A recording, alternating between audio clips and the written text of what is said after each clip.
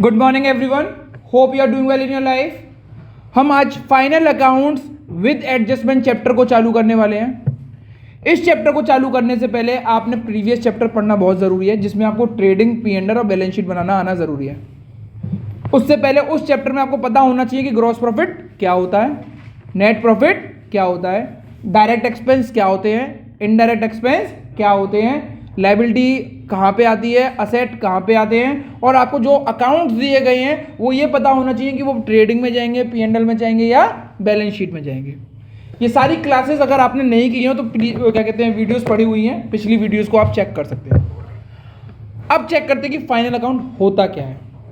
Final accounts हमें profit and loss पता के लगता है, पर फाइनल अकाउंट्स को बनाते समय हमारे पास कुछ गड़बड़ियां हो जाती है जिनको हमें ठीक करना होता है बिल्कुल एंड में। कब करना होता है? बिल्कुल एंड में। उसको बोलते हैं फाइनल अकाउंट विद एडजस्टमेंट। तो ध्यान रखिएगा, एडजस्टमेंट के रूल्स याद करिएगा। हर टीचर अपने तरीके से पढ़ाता है, मैं यहाँ पे आपको कुछ तरीके बता रहा हूँ। अगर मेरे तरीके से करेंगे तो आप क्या कहते हैं, फिर उसी को फॉलो करेंगे तो ज़्यादा अच्छा रहेगा। एडजस्टमेंट हमेशा स्टार बन के या 1 2 3 करके आपके क्वेश्चन के एंड में दे रखी होगी। किधर दे रखी होगी? क्वेश्चन के एंड में। भैया समझा नहीं? क्वेश्चन के एंड में कैसे? जैसे पिछली क्लासेस में आपने देखा होगा capital, bill receivable, bills payable दे रखा हुआ है, और ये एक ऐसे टेबल के फॉर्म में दिया होगा। यहाँ पे डेबिट क्रेडिट होगा, और यहाँ पे ऐसे करके आप छाट रहे होगे कि कैपिटल कहाँ जाएगी, BR कहाँ जाएगी। फिर उसके नीचे यहाँ पे कुछ नहीं दिया होता, यहाँ पे दिया होता क्लोजिंग स्टॉक। ध्यान है? ऐसे जैसे क्लोजिंग स्टॉक है तो ऐसे नीचे और भी चीज़ें दी जाएंगी। जब ये स्टार बन के या 1 2 3 करके दी जाएगी तो इनको बोलते हैं हम लोग क्या चीज़? एडजस्टमेंट। क्या बोलते हैं? एडजस्टमेंट। रूल ये एडजस्टमेंट को सॉल्व करने का कि एडजस्टमेंट कम से कम 2 जगह शो होंगी। कितनी जगह शो होंगी? 1 जगह नहीं होगी, कम से कम कितनी जगह शो होंगी? 2 जगह। ठीक है ना?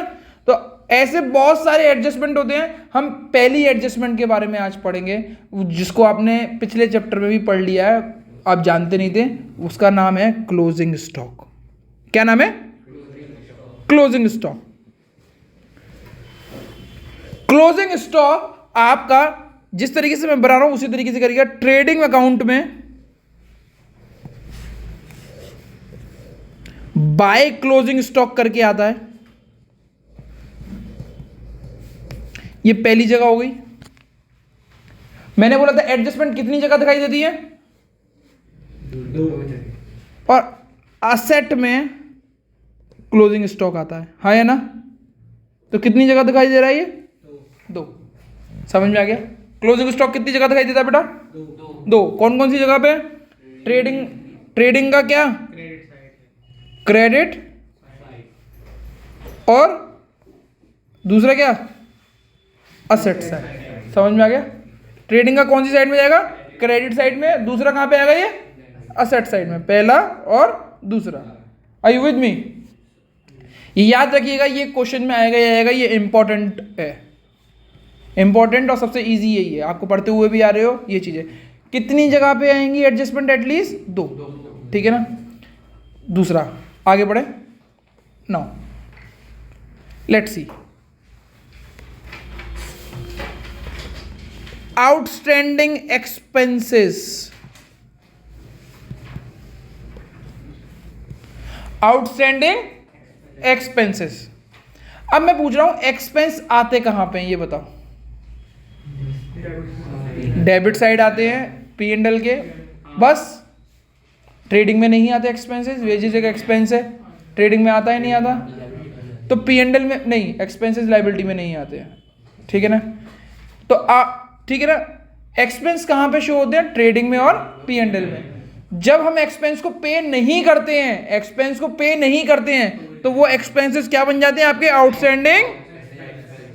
क्या बन जाते हैं वो? Outstanding expense. आउटस्टैंडिंग एक्सपेंस आपकी लायबिलिटी होती है, ध्यान रखिएगा। अब स्क्रीन में देखते हैं इसको इस्तेमाल कैसे करते हैं।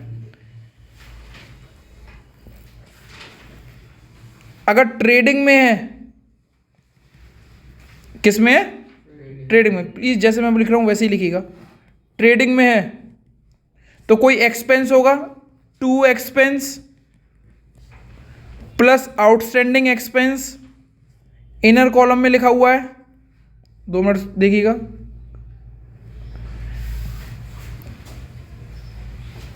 इनर कॉलम में लिखना, आउटस्टैंडिंग एक्सपेंस को ऐसे करना और जोड़ के दोनों को बाहर लिख देना। या फिर दूसरी जगह पे कहाँ पे आएगा, लायबिलिटी साइड में। कौन सी साइड में आएगा, लायबिलिटी साइड में। केवल क्या आएगा, आउटस्टैंडिंग एक्सपेंस, पूरा अमाउंट नहीं आएगा। दोबारा से समझते हैं बेटा, प्लीज स्क्रीन पे देखते हैं। एक्सपेंस हमारे डेबिट होते हैं तो डेबिट साइड में आएंगे। अगर ट्रेडिंग का एक्सपेंस है तो ट्रेडिंग का एक्सपेंस, तो ये तो हमें बुक में दे रखा होगा। कहाँ दे रखा होगा, और ये हमें बुक में दिया होगा, पर कहाँ पे दिया होगा बुक में, एडजस्टमेंट। कहाँ पे दिया होगा, ठीक है ना। दोनों को इनर कॉलम में लिखना है और फिर इन दोनों को जोड़ के बाहर लिख देना है। तो यानी इतना पता लग गया कि भाई ट्रेडिंग अकाउंट में डेबिट में प्लस होगा और लायबिलिटी में जाएगा, हाँ या ना, ठीक है ना। पहला यहां पे आया, दूसरा यहां पे आया। मैंने बोला था एडजस्टमेंट कितनी जगह जाएंगी, एटलीस्ट 2 जगह। इसको करके भी दिखाऊंगा अभी, ठीक है ना। आगे बढ़ते हैं। अगर कोई एक्सपेंस P&L का हुआ तो बिल्कुल सेम प्रक्रिया है। टू एक्सपेंस, ठीक है, आउटस्टैंडिंग एक्सपेंस प्लस करेंगे और बाहर आउटर कॉलम में लिख देंगे। दूसरी जगह लायबिलिटी में जाएंगे, आउटस्टैंडिंग एक्सपेंस को लिख देंगे। पहली जगह यहां पे आया, दूसरी जगह यहां पे आया, तो इतना पता लग गया कि P&L में डेबिट में प्लस होगा और लायबिलिटी में जोड़ा जाएगा। ये पहली जगह, ये दूसरी जगह, पहली जगह और ये दूसरी जगह। जो मैं प्लस लिखवा रहा हूं उन साइंस को इस्तेमाल जरूर करें, ये वाली चीजों को, ये सारी चीजें जरूर लिखें, ठीक है।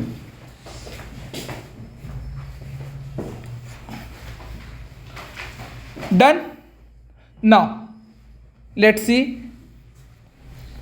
एक क्वेश्चन करके देखते हैं।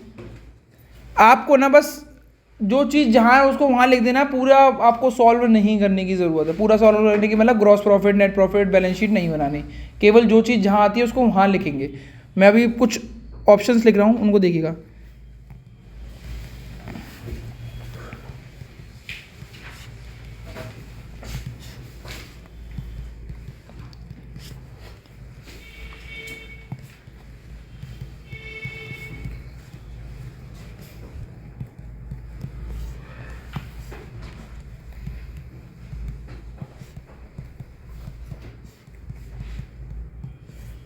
प्लीज़ इनको देखें, आप बता रहे हैं बिल्कुल ऐसी क्वेश्चन को।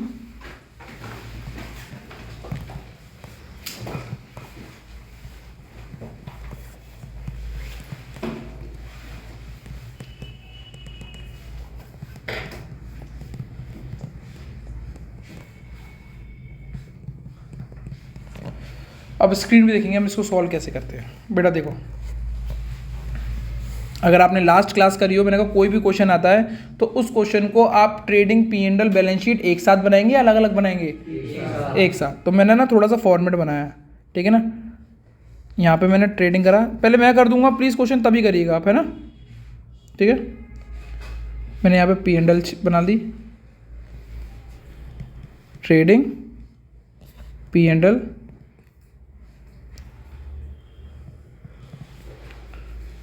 और यहाँ पे बना दी मैंने बैलेंस शीट। यहाँ पे लायबिलिटी, यहाँ पे असेट, ठीक है, हाँ या ना। अब इसकी को चेक करते हैं। पहले देखो, इन पॉइंट्स पे जो 1 2 3 लिखे हुए हैं, इन पॉइंट्स पे आपको ध्यान नहीं देना। सबसे पहले इन चीज़ों को देना। कैपिटल कहाँ पे आती है बेटा, लायबिलिटी पे। तो कैपिटल लिख दूँ बेटा मैं, कितने रुपए की है, 1 लाख लिख दी मैंने। आगे बढ़ो। रेंट, रेंट कहाँ पे आता है बेटा, P&L। अब टू रेंट कितने रुपए का है, 50,000 रुपए का।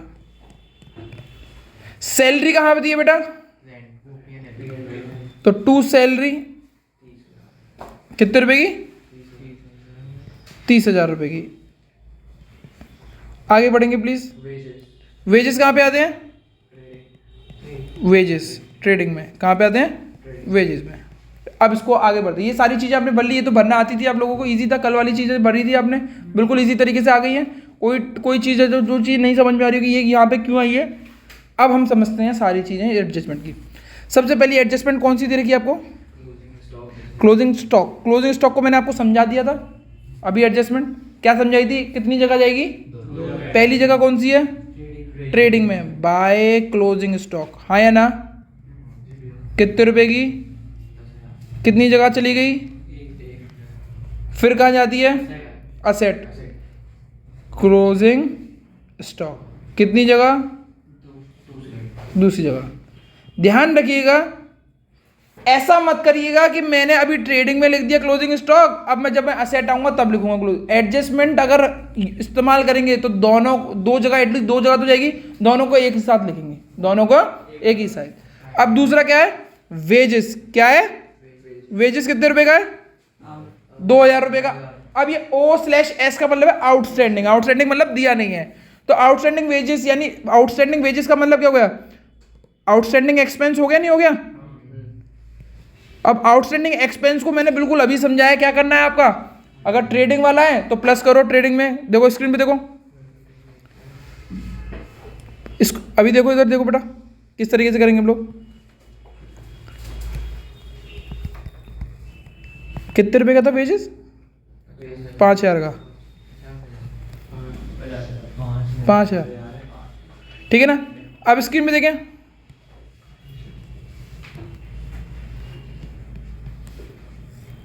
अब स्क्रीन में देखें, प्लस आउटस्टैंडिंग वेजेस कितने रुपए? प्लस किया, सो कितना लिख दो? 7000। कितनी जगह जा चुका है वेजेस? एक। आउटस्टैंडिंग वेजेस कितनी जगह जा चुका है? एक। कितनी जगह जा चुका है? एक। मैंने 1 लिख दिया है, ये लिखना नहीं है 1, ये आपको समझाने के लिए। अब तुरंत की तुरंत दूसरा क्या बताया था मैंने आउटस्टैंडिंग वेजेस को? लायबिलिटी में। लायबिलिटी में लिख देंगे आउटस्टैंडिंग वेजेस। अब कितने जाने चाहिए? 7000, 5000 या 2000? आउटस्टैंडिंग कितना हुआ है तो 2000 ही जाएगा, 7000 नहीं जाएगा, 5000 नहीं जाएगा, ध्यान रखना। समझ में आया? इसको लिख लें please. Last, salary due not paid का क्या मतलब होता है? Outstanding salary. Salary due but not paid का मतलब भी क्या होता है? Outstanding salary. तो इसको हम प्लस आउटस्टैंडिंग सैलरी करते हैं। कितने रुपए की बेटा? आउटस्टैंडिंग 10,000 की। आउटस्टैंडिंग सैलरी 10,000, 40,000 आउटर कॉलम में लिख दिया मैंने, और यहाँ पे भी कहाँ कर दिया मैंने? आउटस्टैंडिंग सैलरी कितने रुपए की? 10,000 रुपये की। समझ में आया? समझ में आया? ओके, करें आगे क्वेश्चन, ठीक है।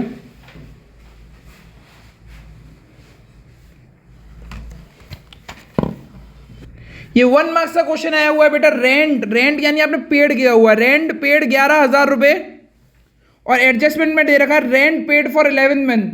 क्या आप इसको कर पाएंगे? प्लीज थोड़ा सा समय लगाएं और करके देखें। बहुत इजी क्वेश्चन है, स्क्रीन पे देखें। हमने 11 महीने का रेंट दिया है, यानी साल में कितने महीने होते हैं? यानी अभी भी 1 मंथ का रेंट हमने नॉट पेड है, ठीक है। 1 मंथ का रेंट अभी भी क्या है मेरा?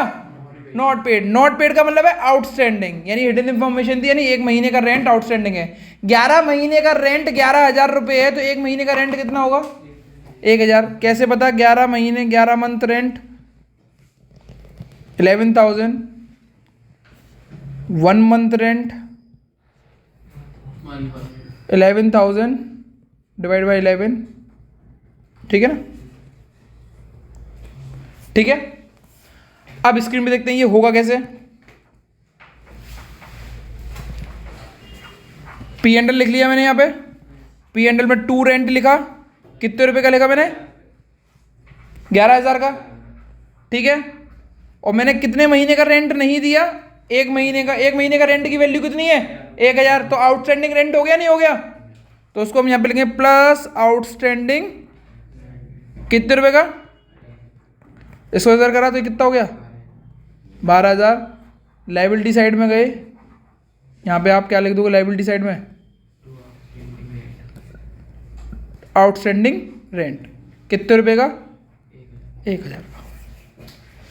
इसको उतार लीजिएगा, ये इंपॉर्टेंट है। ये वेजेस से रिलेटेड आ सकता है, किसी से भी रिलेटेड आ सकता है ये। बेटा एक और क्वेश्चन है, इसको और करें फिर हम आगे का टॉपिक पढ़ेंगे।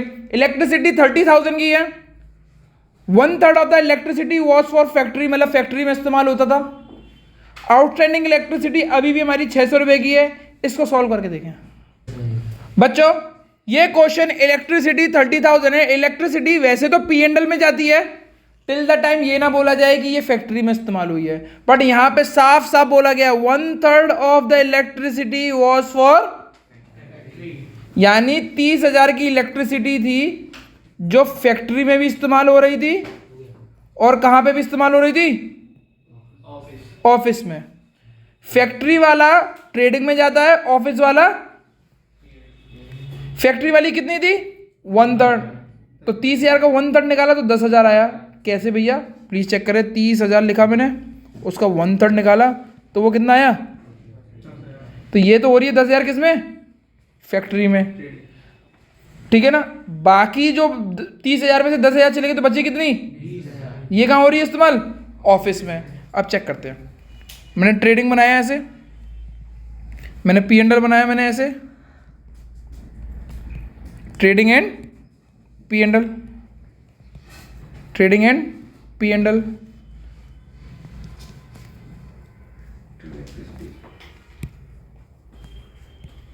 To electricity,